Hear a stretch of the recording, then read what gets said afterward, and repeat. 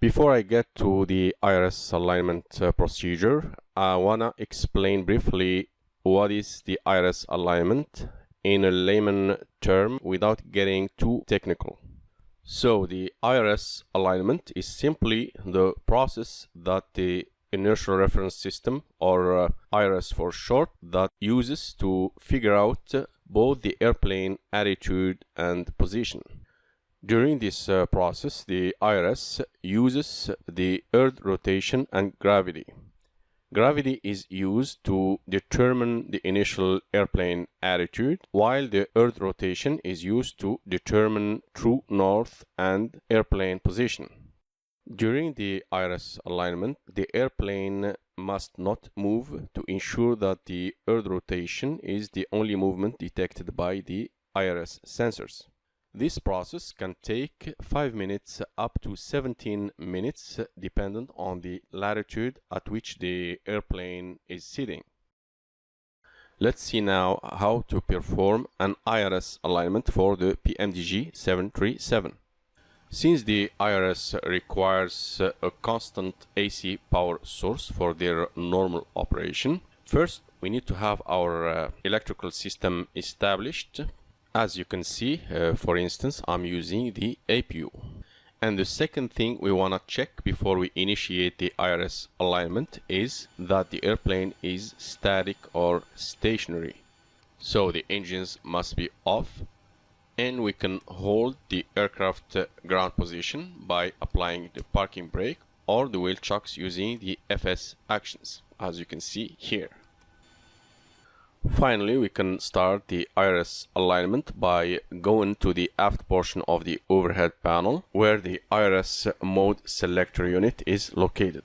We move the two mode selectors from off directly to nav detent. The on DC lights illuminate for a short time while the IRSs do a DC power test. Then they extinguish.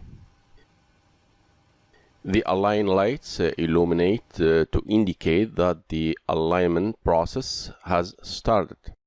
Now, if we go to the inertial system display unit, commonly known as ISDU, and we move the ISDU selector to status position, the display, as you can see here, is showing the time remaining to complete the alignment. For instance, it's 8 minutes. Now, to complete the IRS alignment process, we need to go to our FMC POS Init page here, as you can see, and complete some items, starting with the ref airport IQ identifier.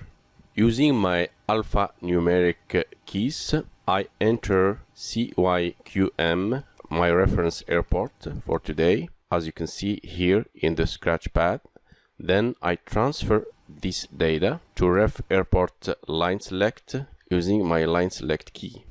You notice this action retrieves automatically the published airport coordinates from my FMC database.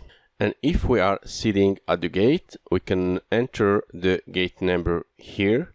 It's gonna retrieve the gate coordinates in the same manner as we did with the ref airport.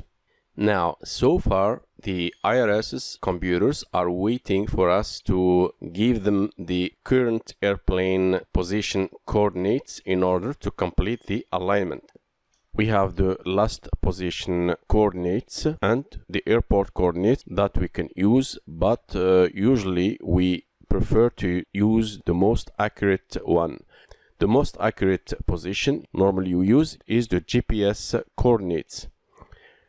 The GPS coordinates can be found in the next page here, and since I'm flying from the captain side, I'll select the GPS left coordinates. Then I put this in set IRS pause boxes. At this point, all we do is to wait for the IRS's alignment to complete. Now, if you don't like to waste your time with the IRS alignment, PMDG actually has a feature to make this alignment fast or even instant. To do so, go to the menu page, then select PMDG Setup, Options, Simulation. Then I select IRS Options, and this is the IRS options page. As you can see here, my alignment time is set to realistic, but you can choose fast for 30 seconds or instant. But keep in mind, we don't find these options in a real world airplane, so this is just the PMDG 737 feature. Let's now go back to our IRS alignment and see the time remaining. As you can see, we have 2 minutes left. When the IRS alignment is complete, the two align lights extinguish, accompanied with both the PFD and navigation displays come to life.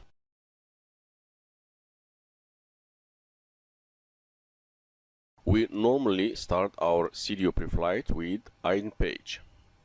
The ident page shows all the references that the FMC will use for its computation.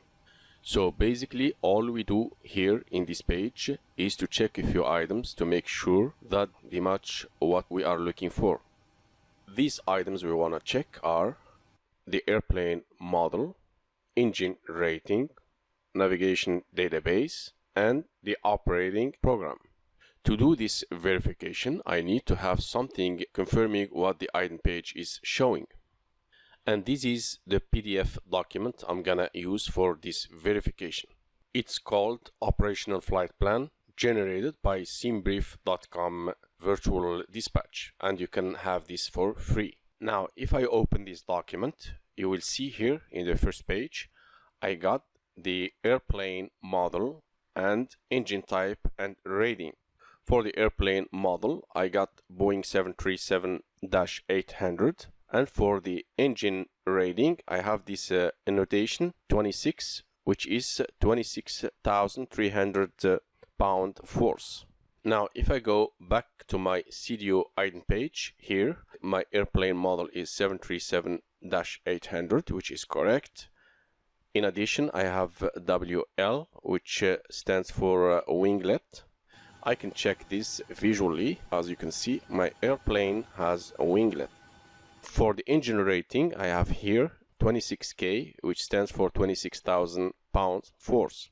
That's correct. Moving down to navigation database, here I got IRAC-2207, which is valid from July 14th to August 11th, 2022.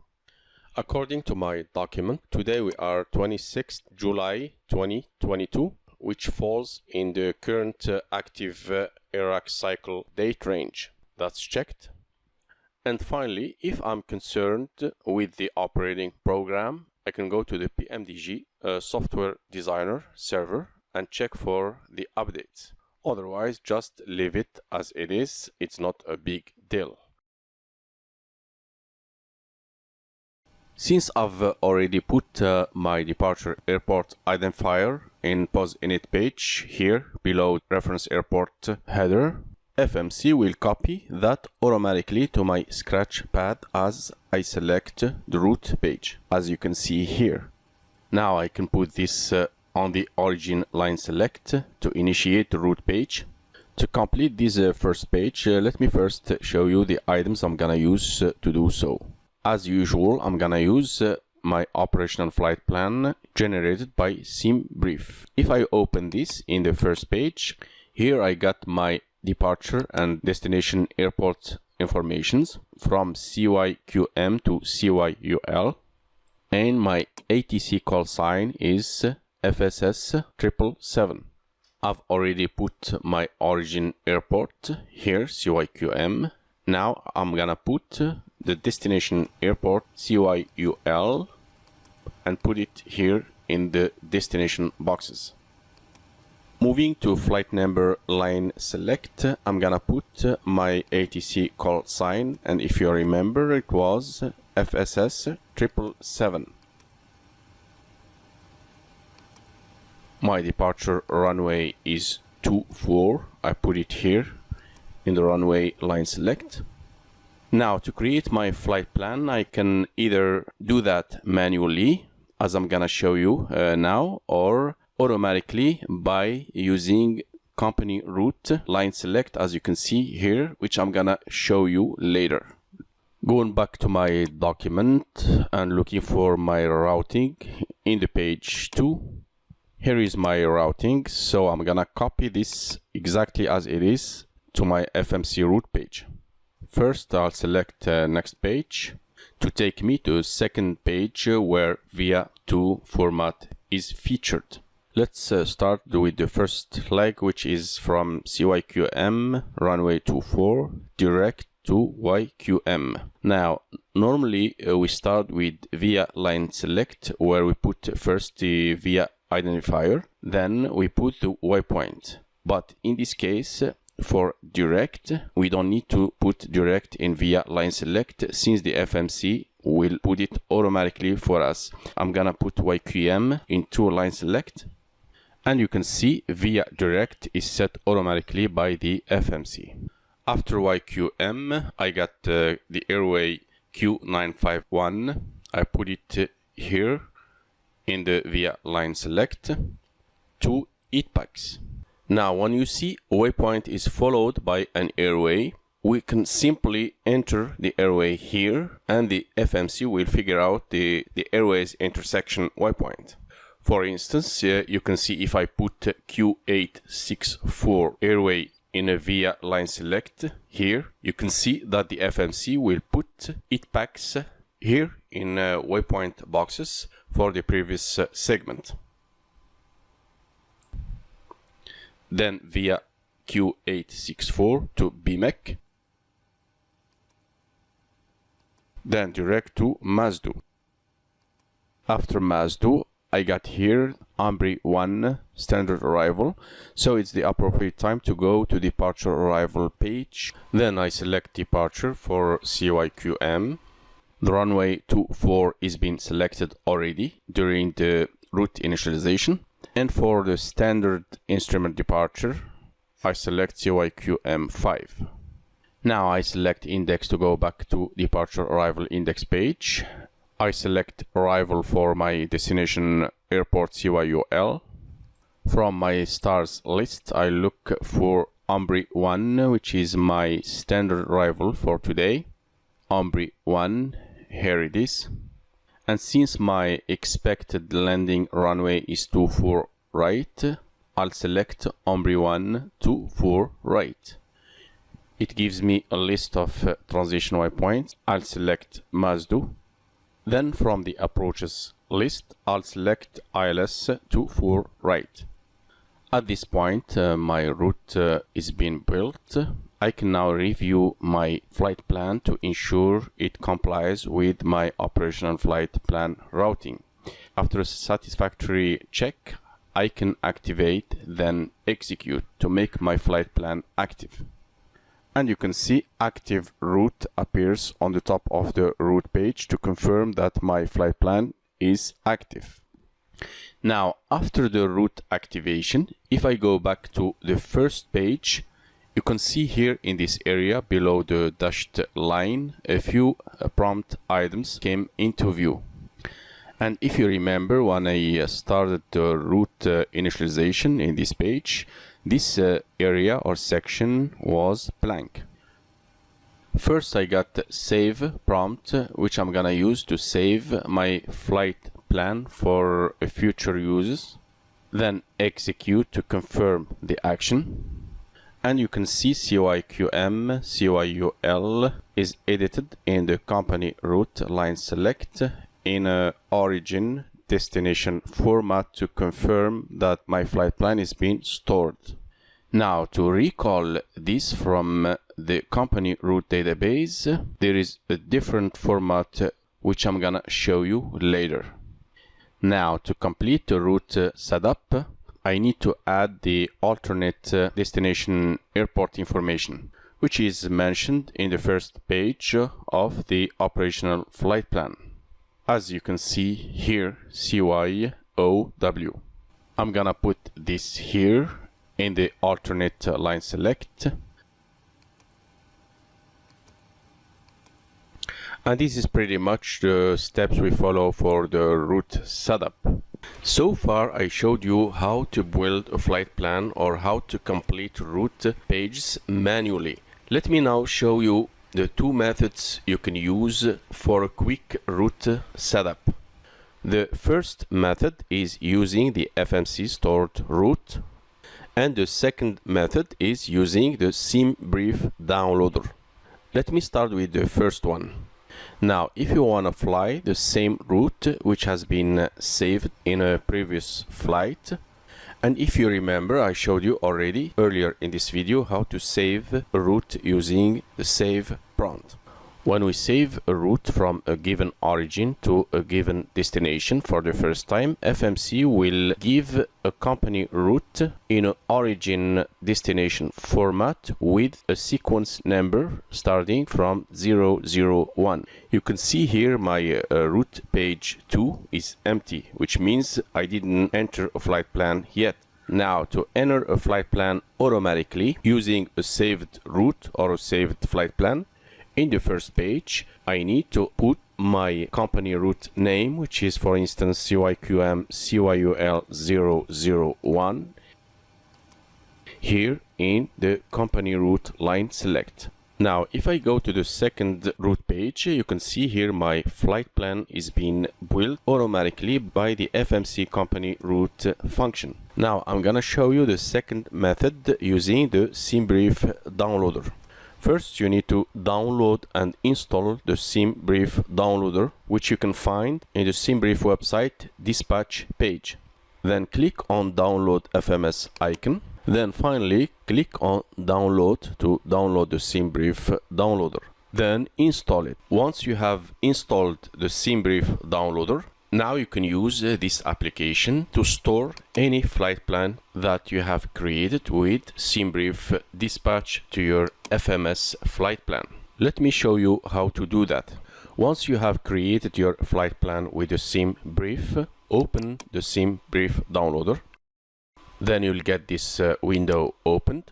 Now, for instance, I'm looking for the PMDG 737 NGs. So I'm gonna scroll down. Here is PMDG flight plan. Here I'm looking specifically for NGs. Here it is. Now I'm gonna click on the download icon here. Now I got this small window opened. It says that one file has been saved and it shows the flight path, which is correct. And the most important thing here is to remember the name of the route we have stored on our FMS. For instance, it's CYQM CYUL. Now I can close the application and go back to my FMS to show you how to complete the route page using the company route, which has been stored by the SimBrief downloader. You can see here my route page is empty. Since I'm not gonna build my flight plan manually, instead I'm gonna use the SimBrief route which has been stored on my FMS earlier. I go to the route page 1.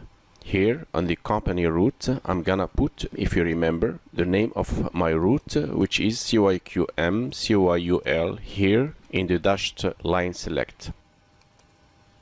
And finally, you can see my route is being set automatically by the company route function.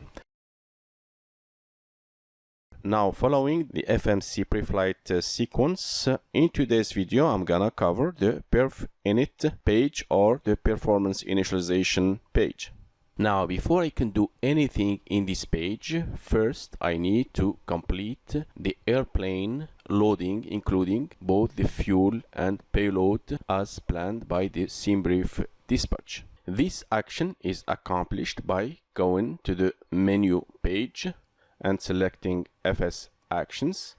In this page, I'm gonna use both the fuel and payload prompts to complete the airplane loading. Let me first start with the fuel. Let me find my planned fuel for this flight using my SimBrief document, page 1, scrolling down to the planned fuel section, as you can see here, and looking for my block fuel. Here it is, 14,399 pounds.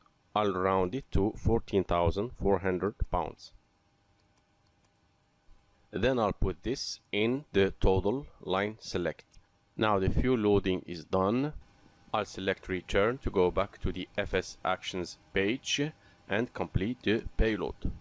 Now the easiest way to complete the payload page is to enter the zero fuel weight, and this can be found in the sim brief dispatch document, page 1. As you can see here, estimated zero fuel weight 127,640 pounds.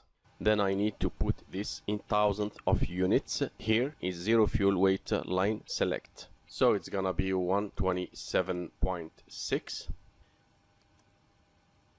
Now it's the appropriate time to go back to perf init page and complete the figures. Starting with the zero fuel weight. Now the FMC has already calculated the current zero fuel weight. Now if I press the line select key, this will put the current zero fuel weight in the scratch pad. Then another click on the line select key to put this value on the zero fuel weight boxes.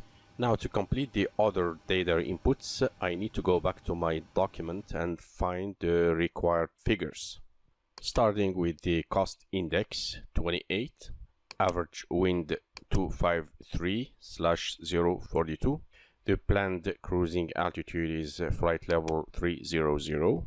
The final reserve plus alternate fuel is 4,954 pounds, and the average ISA is plus 0.10. Now I'll be using these figures to complete the perf init page.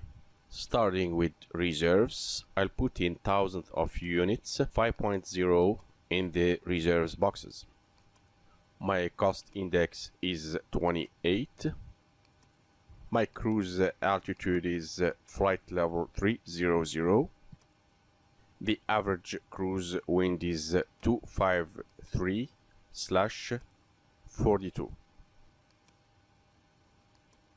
Finally, for the temperature deviation, I'll put the ISA, which is plus 10, in the ISA deviation line select. At this point, you can make a quick review to ensure that all inputs agree with the document. Finally, I press execute to activate the performance initialization page. The today's video will follow the FMC pre-flight sequence, where I'm gonna cover both the N1 limit and takeoff pages. Now to follow the FMC pre-flight sequence, I need to start with the N1 limit first before moving to the takeoff page. Now to complete the N1 limit page, we need to decide and determine the maximum amount of the thrust we're gonna use for both the takeoff and climb phases. Now this task is normally a part of what commonly known as takeoff analysis or runway analysis. This takeoff analysis can be accomplished manually by the use of the takeoff performance tables or by the use of takeoff performance calculator software. Assuming that we don't have those fancy tools that we can use like in a real world, I'm gonna give you an alternative tool that we're gonna use to get almost the same results. More about this later in this video. That being said, the takeoff analysis or the runway analysis is not a part of the N1 limit function. Now, before I walk you through the technical steps to complete the N1 limit page, let me first give you a quick description on the content of this page. I want you to notice here that the N1 limit selection defaults to TO and CLB. TO means maximum takeoff thrust, CLB means maximum climb thrust. For instance, TO or maximum takeoff thrust is the active N1 limit, which corresponds to 26,000 pounds force and 98.1% N1. And this is typically the N1 limit configuration when a maximum takeoff and climb performance are required. However, when maximum performance is not needed, such as when the expected takeoff weight is low enough or the takeoff runway is long enough, we can use a reduced takeoff thrust. To do so, we can use three methods. We can either enter a higher temperature here in the dashed line select below select temperature, or by selecting an engine derate preset from this menu, as you can see here, or by the combination of these two methods. Now I'm gonna show you step by step an alternative way to perform a runway analysis using the Universal Takeoff Performance Information Calculator software, Utopia version 1.3. You can download this for free, and the link is available below this video in the description box. Now this is the application we're gonna use.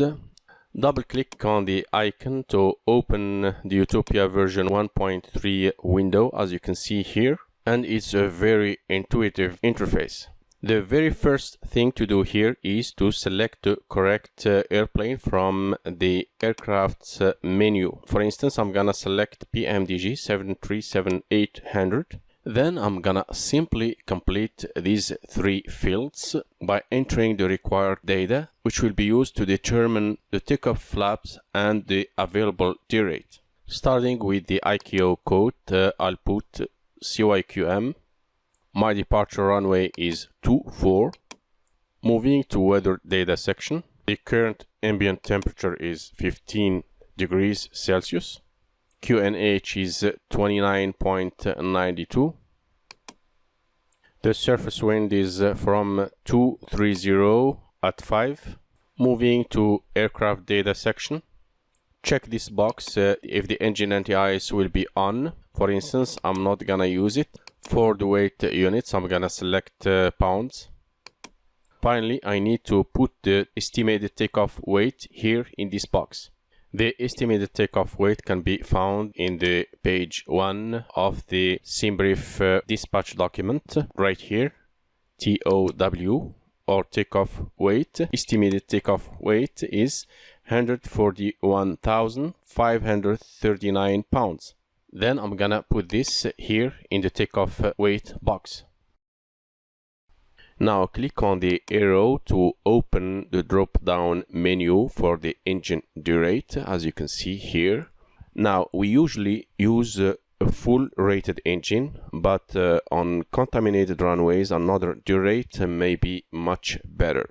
So for instance, I'm gonna select a maximum rated engine. So I'm gonna select engine 26K.